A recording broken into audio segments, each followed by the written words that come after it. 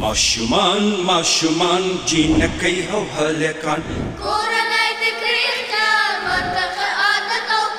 پاملرنه د تعلیم ام روغتیايي د ځان نظافت هم اړین دی تغذیه هم چنان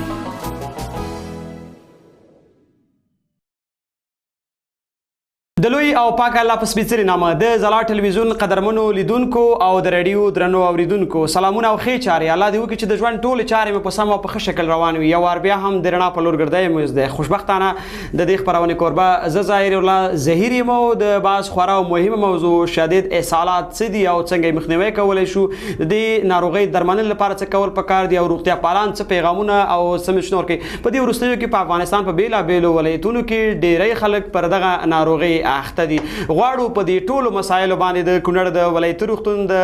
اطفالو د برخې مسؤل ډاکټر عطاالله داودزی خورا مهم او اړین معلومات تاسو سره شریک کړي هیله ده نه وي چې ډاکټر صاحب د رڼا په لور د ګردي میز په بېلابېلو خپرونو کې زموږ همیشنی میلمه پاتې شوی او په ډېرو موضوعات یې هم باز کړی 0.5 باندې کولی شئ برخه راسره واخلئ له قدرمن داودزي صاحب نه چې هره پوښتنه لرئ دی تاسو ته د هرې پوښتنې ځواب درکوي زموږ لیدونکي او اورېدونکي کول سلام ډاکټر صاحب ستړي مشئ خپرونې ته په خیر راغلی دا اسهالات څه ته وایي ډاکټر صاحب محترم ډیره مننه ظهیر صاحب چې موږ هم دلته وغوښتلو د ځلا راډیو تلویزیون ته د هر څه نه مخکې د ځلا راډیو تلویزیون ټولو اوریدونکو او کتونکو ته سلامونه وړاندې کوم خدای وکړي ښه وخت ولري خوشحاله شیبې ولري زه ډاکټر عطاالله داودزی د کوچنیانو متخصص تاسو په خدمت کې قدرمن ډاکټر صاحب تاسو همیشه زموږ بېلابېلو خپرونو موضوعات ته چې هغه اړین موضوعات د ټولنې د خلکو لپاره د ولس لپاره تاسو په هغې کې ګډون کړی یو له هغې خورا مهم موضوعات چې نن سره زموږ ډېری هېوادوال پر دغه ناروغۍ اخته دي او دغه مریضۍ رنځ څخه رنځېږي یا اوس پرې کړېږي ډاکټر صاحب دا شدید اسهالات خپله څه ته وایي که په دې اړه د اورېدونکي او لیدونکي زموږ پوه شي ښه به وي د هر څه نه مخکې اول باید راشو چې اسهال تعریف ته بالکل خپله اسهال داسې یو ناروغي ده چې که چېرته موږ ډېر فوکس په ماشومانو کوو بل په ماشومانو کې واقعیت ډېر زیات دي نو د ده موږ فوکس په ماشومانو کوو که یو ماشوم په شپه ورځ شواروس کې 3 ځل نسناستې ولري او د نورمال نسناستې نه د نورمال دفاتو نه دغه مواد غایطه و بلن او قوام نرمي او د خپل د اسهال په نوم یادېږي یا د اسهال تعریف دی او که چېرته یو ماشوم په شپه ورځ یعنې 4 ساعتونو کې یو ځل تشناب ته لاړ شي او دفعات ډېر زیاتي قوام نرمي د نورمال نه دا د اسهال تعریف شو به راځو موږ اسهال کټګوري یا تقسیم بندي کوو درجه بندي کوي موږ به اسهال خپل په 3 برخو ویشو یو چې د اکیوټ واټري ډایریا ورته وایي یا WD هات اسهالات شول بل چې دی به موږ موډریټ اسهالات لرو او به بل چې دی موږ دریم برخه کې لکه تاسو ظاهر صاحب پوښتنه وکړه سیویر ډیهایډریشن یا شدید اسهالات ورته موږ وایو موږ هغه لرو په که چېرته یو ماشوم په د 10% یا 10% څخه ډېر زیات وزن ضایع کړي نو دا چې دا شدید اسهال شو یعنی معنی یې داسې ده چې به موږ د دې کې کلینیکي نښې لرو کلینیکي نښې دا دی که تاسو ته یو مریض مراجعه کوي او شفاخانې ته OPD ته راځي مریض به شی د دې شعوري حالت موږ لکه د طبابت کې د مریض شعور ته ګورو مریض به پلپي سټوپور به کوماتوزي خوبوړی مریض شعور د لاسه ورکړی مریض چې وګوري سترګې ډېرې زیاتې ننوتي ویري سنکن آی ورته وایي هغه لري خوله یې ډېره وچه وخت کې نه لري سکن ټارګر چې موږ او تاسو ورته وایو دا د ګېډې ګونځې کش کوو دا ډېر په سلو ویري سلو بېرته خپل ځي ته ځي نو په عامه اصطلاح تعریف یې داسې دی که چېرته یو ماشوم د 10% نه ډېر وزن ضایع کړي او په دریم حالت کې موږ ته مراجعه وکړي دې ته سیویر ډیهایډریشن یا پرمختللی اسهال وایي بالکل ډاکټر صاحب خپرونې پیل کې وړیکه لرو سلام جوړ په خیر ستړي مشئ خوشحاله اوسئ تاسو ته مرکلې ښه راغلاست مهرباني څوک خبرې کوئ له کوم ځای مو اړیکه نیولې ډېره زیاته مننه ډېر یو ډاکټر صاحب ته ولاغه کو کتل همدا مهال دا خوندوره برنامه ډېره زیاته مننه خوشحاله اوسئ نوم مو واخلئ له کوم ځای مو اړیکه نیولې او څه پوښتنه لرئ مننه. زه برکت الله حسان یم، مسجد رحمت خان رانیولې ده. ښه حسن صاحب ډېره مننه، مهرباني څه پوښتنه لري؟ موضوع خو ناسناستې دی که نه؟ بله بلکل ناسناستې موضوع ده. کوڅې ته یو ماشوم ناسناستې باندې اخته شي او هغه ټول دې پکې څومره خبر او بیا د هغوی نه خبر شي چې دا په ناسناستې باندې اخته دی. نو د دې لپاره تداوي ترڅنګ کوم خواړه ډېر مهم دي چې هغه ورکړو تر څو د دې تللې انرژي بېرته راپوره کړي. بالکل سمه ده. خپرونه وګورئ، واورئ، ډاکټر صاحب درته ځواب درکوي. ډاکټر صاحب برکت الله ورو په نامه یو اورېدونکي اړیکه نیولې وه، وایي چې که ماشوم پر ناسناستې اخته یو کورنۍ په پوه نه شي وروسته پوه شي، که څه هم دا زموږ په بحث کې هم شته، وروسته دا پوښتنه راځي چې کوم خواړه باید ورکړو. خیر په لنډه توګه ورته واضح کړئ، ځکه بیا زموږ بحث په دې باندې ډېر زیات بحث زموږ د خوړو په باره کې راځو. اول موږ د ماشوم عمر په نظر کې نیسو. ظاهري صاحب که ماشوم عمر د 6 میاشتو نه کم او ماشوم موږ ته مراجعه وکړي، سالات ولري، موږ ماشوم ته ډېر ټینګار په مور کوو چې بریس فیډ ورته وکړي یا خپل شیده ورته بار بار ډېر ورکړي، پاکې اوبه ورته ورکولی شي، لو اوزمولریټي ORS یعنې د ORS ورته موږ ورکولی شو. خو که چېرته د ماشوم عمر د 6 میاشتو نه بره بیا هغه ته موږ نور متممې غذاګانې ورکولی شو، لکه د وریجو اوبه شوې، حبوبات شل، کیله ویلې ده، د شوروا سوپ ویلې ده، په حساب د مڼې جوس ویلې ده. دغه ټول موږ ماستۍ ښودلې دي. دغه هغه خواړه دي اضافي چې موږ تاسو په کور کې لاسرسي او په حساب ماشوم ته ورکولی شو. بیا نور هغه نور څه چې دي هغه به بیا زه وروسته تاسو ته تشریح کوم. خو د ورور پوښتنه همداسې وه چې کوم خواړه موږ کور کې ماشوم ته ورکولی شو. او که عمر یې د 6 میاشتو نه کم و 6 میاشتو نه خو موږ پوهېږو چې ماشوم صرف ساکینګ کوي که نه، د مور شده هغه ته کفایت کوي. 6 میاشتو نه وروسته بیا ماشوم ته موږ د وریجو اوبه، ماسته په عامه اصطلاح ماستونه شړومبه جوړولی شو، پاکې اوبه، ORS، د مڼې جوس، د کیلې جوس په د خاطر چې کیله مګنیزیم لري او په سال ډېر مریضانو کې چې دی د بیدوي د مافت ډکو امتیازو د لارې مګنیزیم دغه ځای کېږي، د خاطر د هایپوکلیمیا په خاطر باندې موږ دې ته شی ورکوو، کیله ورکوو چې دا هایپوکلیمیا هم اصلاح شي. نو دغه خواړه باید موږ ماشوم ته کور کې ورکړو. ډېره مننه. ډاکټر صاحب راځو دې ته چې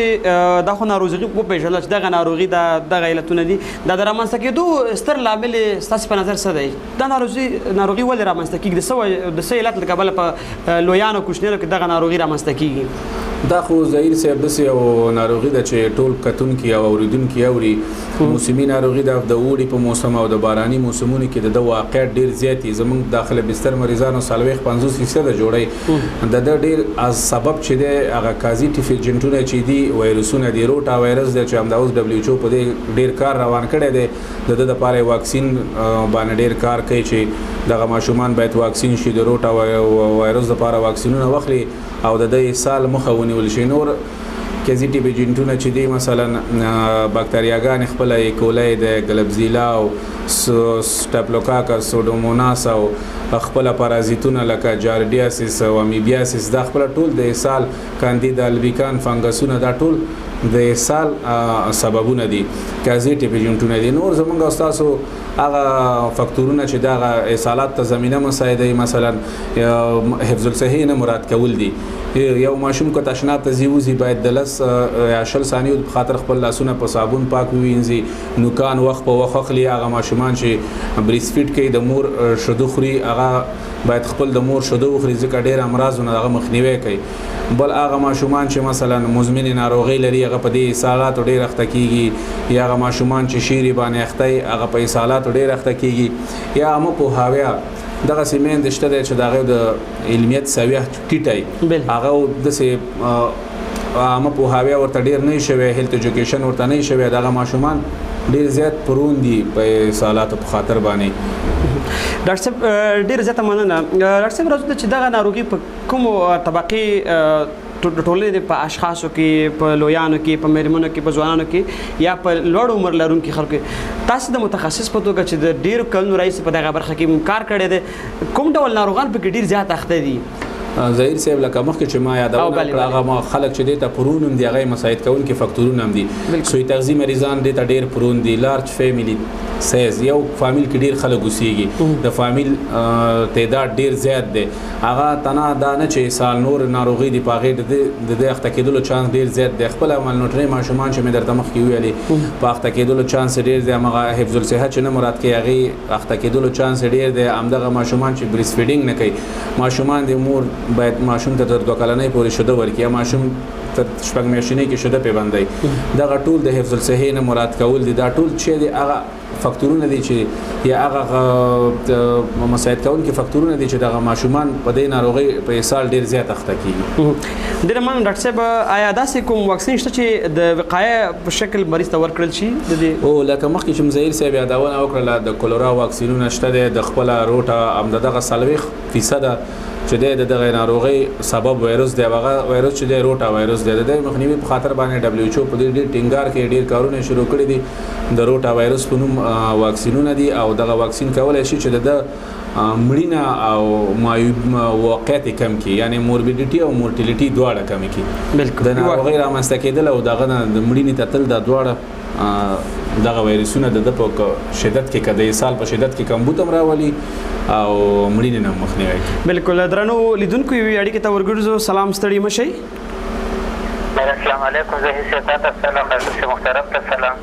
خوشاله اوسئ ډیره زیاته مننه ښایسته نوم راته واخلئ کوم ځای مو اړیکه نیولې ډاکټر محترم نه یو څه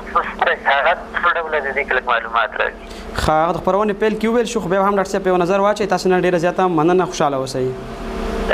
خوشاله اوسئ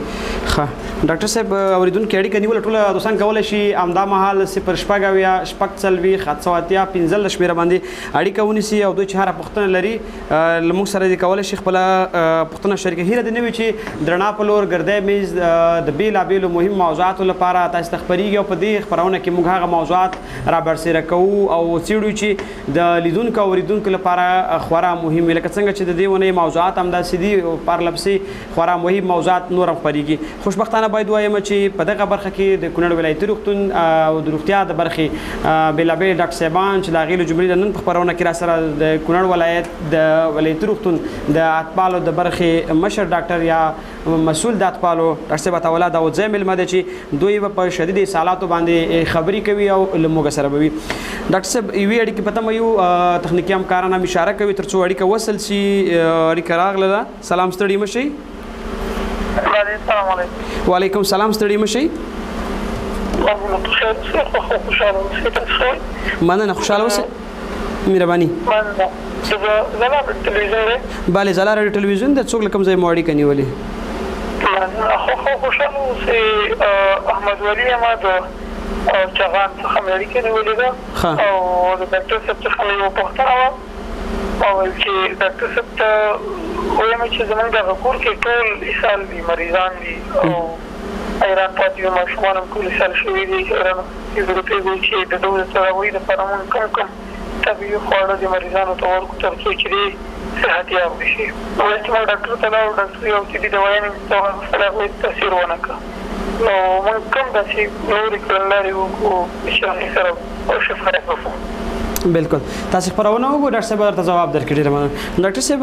یو اوریدونکو اړیکې نیوله پوښتنه وکړه اصالات څو ډول دي په هغه بحث شوی خو بیا هم لږ مرور پرې کوو بل اوریدونکو اړیکه ونیوله وایي چې دا اصالات په طبیعي ډول په کورنۍ کې څوک مریض کېږي د روغتیا ورته مختلف هغه ورکوي سټپروکزوم مثلا شو یا نور شیان شو د هغې نه علاوه موږ کور کې وایي مریض ته څه ورکول شو اول پوښتنې ته به راشو چې اصالات په څو ډول دي موږ بحث هم ظاهر صاحب موږ مخکې تشریح کړ چې اصالات موږ چې دی په 3 ډوله تقسیموو یو چې دی AWD ورته وایي اکیوټ واټر ډایریا هغه اسهال چې د ډیهایډریشن نښې ورسره نه د اوبو کمبود نه خنه یو ماشوم د فتن په حادثه اخته شوی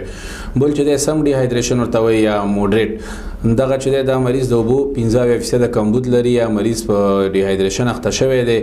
او اوبو کمبود شته دی او دریم ډول چې دی لکه چې زموږ موضوع د شدید یا سیویر ډي هایډریشن ورته وي هغه دریمه کټګوري ډي هایډریشن دی دغه چې دی د نمونه شلغټ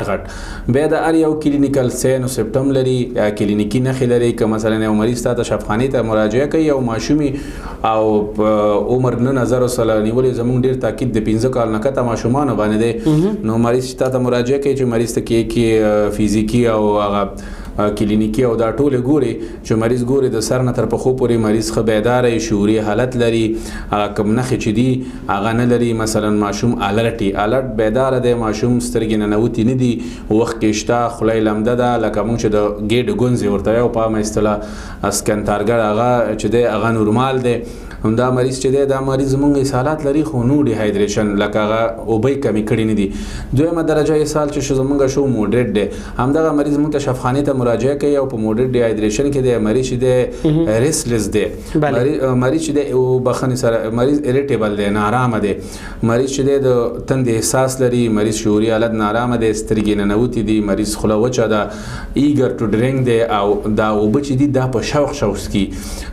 د پوستکي چې دی د ګېډې ګونځې یا دای سلو دی دی چې دی دا دویمه طبقه مریض شو دریمه طبقه مخکې ما تشریح کو مریض چې شفاخانې ته مراجعه کوي چې ته ګوري چې مریض مور سه حکایت کوي چې دا ماشوم می بیگانه اسهال شوی دی او استفراغات هم لري مریض ډیر اوبه ځای کړي دي هغه شدید یا پر مختلف ډیهایدریشن ورته وي بیا هغه ډیر په بد وختل چې موږ تاسو په عامه اصطلاح کې وایو یا کمپلیکیشن ډېرې لري هغې باندې به وروسته خبرې وکړو بیا درېیمه درجه چې دی هغه دی هغه ماشوم چې موږ ته مراجعه کوي نو هغه ماشوم داسې چې مریض شعوري حالت د لاسه ورکړی پلپي کوماتوزي مریض چې سترګې ډېرې زیاتې ننوتي مریض خوله ډېره وچی او سترګې وچي اوښکې نه لري مریض سکن تارګر ویری سلوی هغه بیا زموږ سی پلان باندې شو دغه سم ډیهایدریشن په بي پلان تداوي کوي او AWD چې دی اکیوټ واټر ډایریا دا بیا په A پلان تداوي کوي دغه د کلینیکي نښې نښانې او درجه بندي و ډاکټر صاحب طبیعي په کور کې څوک ناروغ شو یو اورېدونکي اړیکه نیولې وه د احمد ولي ورور په نامه د اندرسیر نه وایي چې موږ څه کولی شو کورنۍ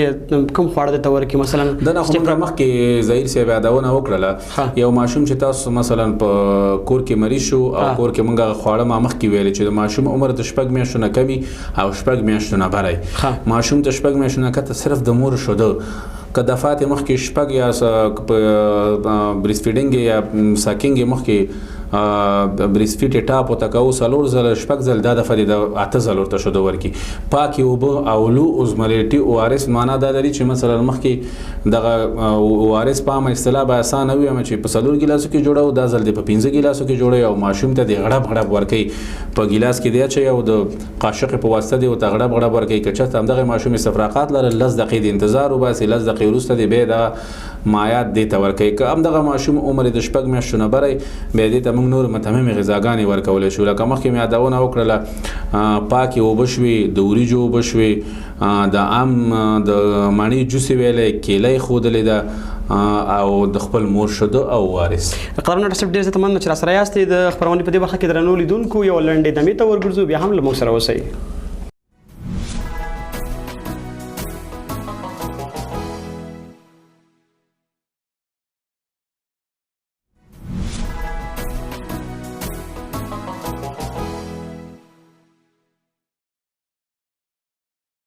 بیا هم خلک لاسه درنو لیدونکو لنډه دمه مو واخیستله د رڼا په لور ګرځی میز راسره ګوري ډاکټر صاحب راځو ته چې دغه اکوا ټابلیټونه څومره مهم دي او څنګه یې کولی شو استفاده کوو دغه ټابلیټونه چې کوم دي دا د وزارت د خوا نه ورکول کیږي دغه هیلث پوسټونو ته یا کلینیکونه چې په ساحو کې کار کوي یا شفاخانې چې زمونږ استادو په ولایتو کې کار کوي دغه ټابلیټونه چې دي دا یو دانه لس لیټرو کې اچول کیږي خو په دې شرط چې خپل لاسونه هغې نه مخکې په صابون پاک ووینځل شي او بیا هغه د یو څو دقیقې انتظار نه وروسته سرې پټیږي او بیا هماغه مونږ تاسو چې کوم هغه چای عمیق او پمپونه او دې نه استفاده کوو هغې کې اچول کیږي بالکل ډاکټر صاحب راځو ته چې موږ مخکې هم پرې خبرې وکړلې خو بیا هم د کورنۍ غړي د دغسې یو ناروغ سره څه همکاري مرسته کولی شي فکر وکړئ یو څوک په دغه ناروغۍ په کورنۍ کې اخته دی د کورنۍ نور اعضاوې فامیل غړي څه همکاري د ده ظهیر صاحب لکه مخکې چې موږ یادونه وکړه د ده خپله تداوي اهداف یې داسې دي چې مثلا دغه مریض چې دی او یو مریض چې په اسهالاتو اخته شو دغه مریض مریض د تداوی 4 اهداف لري. دغه مریض به ریهایدریټ کې دغه ته مایعات ورکړي چې دغه مریض چې د کم مایعات ځای شوي دي چې دا بیرته پوره کړي. بل دغه مریض چې دی مثلا دته لکه مخکې چې د وزارت ډیر په دې تاکید کوي دته په زنک په نوم ټابلیټونه دي چې بیا خپل فائدې لري هغه د اسهال په شدت کې کموالی راوړي دا به ورته ورکړي او آر اس به ورته ورکړي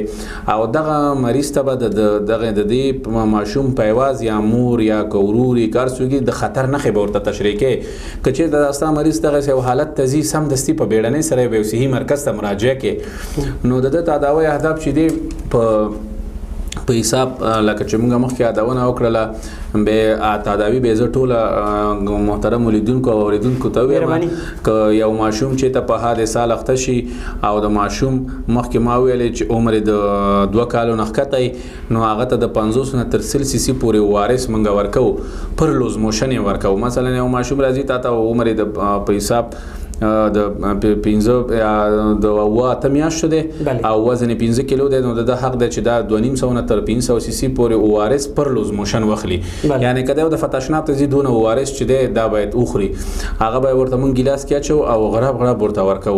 یا په قاشق ورته ورکو یا د ګلاس په واسطه کچیر تم دغه ماشوم استفراقات لري لږ دقیقې انتظار وباسو. خو کله دغه ماشوم عمر د 2 کالو نه برای به دې ته مونږ د 100 نه تر 200 cc پورې وارث د خولې د لارې ورکو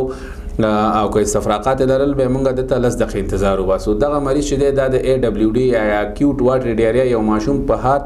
اسهال اخته دی خو د ډیهایدریشن نښې نه لري دا د دې تداوی ده. نور اما مخکې ما ګرانو لیدونکو ته مخکې تشریح کو چې هغه اضافي متمم غذاګانې چې دي کوم خواړه چې دي د شپږ میاشتو نه بره موږ ورکو هماغه مې ویلې چې لکه د وریجو سرسر یا پام اصطلاح د وریجو اوبه د مڼې جوس پاکې اوبه ماستی کیله دغه نه موږ استفاده کولی شو د دې په خوا کې. دغه مریض موږ په دې باندې تعقیبه او کور ته رسخته او مریض فالو اپ ته 15 ورځې بعد غواړو. که همدغه مریض چې ته د خوراک او څښاک نه ودرېدو مقاومې کانګې لرلې مریض وضع خرابېدله په بیړنۍ سره به صحي مرکز ته مراجعه کوي. بل راځو په سم ډیهایدریشن غږیږو چې دغه ماشوم چې دی 15 وزن د لاسه ورکړی دی نو دغه مریض موږ داسې تداوي کوو چې دا مریض مثلا موږ په ساحه کې کار کوو او دغه ماشوم زموږ په کور کې مریض شي او صحي مرکز ته مې وړو هلته موږ سره نه ترازو شته نه ښه نه بد ماشوم موږ 4 میاشتو نه ښکته یا 4 میاشتو پورې چې دی ماشوم ته موږ 200 نه تر 400 cc پورې مایعات ورکو دغه وارث مایعات ورته موږ ورکو او که چېرته دا ماشوم عمر بیا د 4 میاشتو او د 12 میاشتو ترمنځ بیا دې ته موږ د 200 نه تر 200 cc پورې مایعات ورکو. که د دې ماشوم عمر د 12 میاشتو او 2 کالو په منځ کې بیا دې ته موږ د 200 نه تر 900 cc پورې مایعات ورکو. که د ماشوم عمر د 2 کالو او 15 کالو منځ کې بیا دې ته موږ د 900 نه تر 1400 cc پورې مایعات ورکولی شو. دغه مریض څنګه دا ویل شوي دي که دا ماشوم نور موارث غواړي یا پاکې اوبه غواړي دا ورته موږ ورکولی شو. او په خوا کې که مریض کانګې لري بیا ماشوم موږ 10 دقیقې ورته انتظار وباسو 10 دقیقې بعد ورته دا وارث د خولې د لارې شروع کوو. په خوا کې هماغه متممې غذاګان دي چې بار تشویح شوې هغه ورته ورکولی شو چې عمر د 6 میاشتو نه بری. بل چې دی سیویر ډیهایدریشن دی چې د سی پلان په واسطه موږ دا ماشوم تداوي کولی شو. یو ماشوم موږ ته شفاخانې ته مراجعه کوي او په سیویر ډیهایدریشن کې دی ماشوم شعوري حالت نه لري راډیل یا دا پلس چې موږ د هارت ریټ چې هغه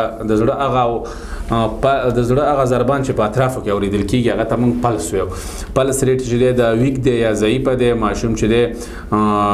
شعوري حالت یې نشته دی د خولې د لارې خوراک نشي کولی. دغه ماشوم چې دی بیا موږ چې عمر د 1 کال نه ښکته یو رقمي تداوي کوو چې د 1 کال نه بره بل رقم. یو ماشوم د عمر د 1 کال نه ښکته دی دغه ته اول سر کې 10% مایعات په نیم ساعت په 1 ساعت کې ورکو او پاتې 90% مایعات ځکه دا موږ د 100% د قرار نیسو. مریض پر مختللی او ډیر شدید اسهالات لري او ډیر شدید ډیهایدریشن لري سیویر ډیهایدریشن ورته وایي. دغه ماشوم بیا موږ د عمر د 1 کال نه ښکته دی ماشوم ته موږ اول 10% مایعات په نیم ساعت په 1 ساعت کې ورکو او 90% مایعات ورته بیا په 15 ساعتو کې ورکو او دغه پاتې ماشوم چې عمر د 1 کال نه بری او 10% مایعات ورته نیم ساعت کې ورکو او وخت راکمو او 90% مایعات ورته 2.5 ساعتو کې ورکو. دغه مریض که چیرته شعوري حالت خی مریض د خولې د عامدغه ماشوم چې سیویر ډیهایدریشن لري دا ماشوم خو په بخښنې سره دغه مایعات چې متور کړ دا مریض موږ د دې مایعاتو په جریان کې تعقیبو. که چیرته ماشوم عامدغه حالت کې او دغه پلس ویک جس کېدلو مریض شعوري حالت پیدا نه کو نو دغه مریض ته موږ دا مایات بیا یو نه تر دوه د خلاصېدلو نه وروسته بیا تکرارولی شو همدا مایات. دې نه وروسته بیا دغه ماشوم که چېرته په حساب د خولې د لارې اورل انټیک کولی شي یا موږ خوا کې یو صحي مرکز نه او دا موږ داسې یو ځای ته ویشو چې هلته د هغه ایوي لین خلاصولو په عامه اصطلاح کنټرول کولو دغه اسانتۍ موجود نه او ماشوم ته به موږ د خولې د لارې 20 سی سی پر کېجي پر هاور شپږ ساعت په خاطره ورټیکارنر چې دی عمل ته وړوکی نه وي او دغه مایات ورته ورکوو. بیا د دې نه وروسته دا ماشوم موږ په 15 سی سی یا یو قاشق او وارثو باندې پر کېجي پر هاور په دې باندې موږ تعقیبو. دغه د دې د تداوی پلانونه دي A, B او C او په خوا کې دغه غذاګانې دي چې دې ته موږ اضافه ورکولی شو. ډېره زیاته مننه قدرمن ډاکټر صاحب. باوري یم چې زموږ لیدونکو او اوریدونکو به ډېر مهم موضوعات چې په دغه برخه کې زموږ هېوادوال زده کړې کوي د هغې په خاص ډول هغې لپاره ډېر مهم او زموږ د هېوادوالو لپاره. ډاکټر صاحب آیا دا ناروغي وژونکې ده؟ دغه چې کوم تحقیق شوی دی هغه ستاسو دغه په حساب باندې په هر کال کې فکر کوم 1.3 میلیونه خلک ښودلي ماشومان چې دا د دې د ناروغۍ نه مړه کېږي او دغه ماشومان چې دی په کال کې 2 یا 3 حملې د دې ناروغۍ تېروي. دا مریضي وژونکې ده، خطرناکه ناروغي ده ځکه دا خپل په بدو اوښتلي یا اختلاطات یا کمپلیکیشن چې ورته وایي د هایپووالیمیا د اوبو د کمښت نه ماشوم شاک. بیا شاک داسې یو حالت دی چې زړه نشي کولی چې په کافي اندازه غذایي وینه او غذایي او دغه مواد چې دي دغه انساجو ته پمپ کړي او بیرته د هغې ځینې چې دی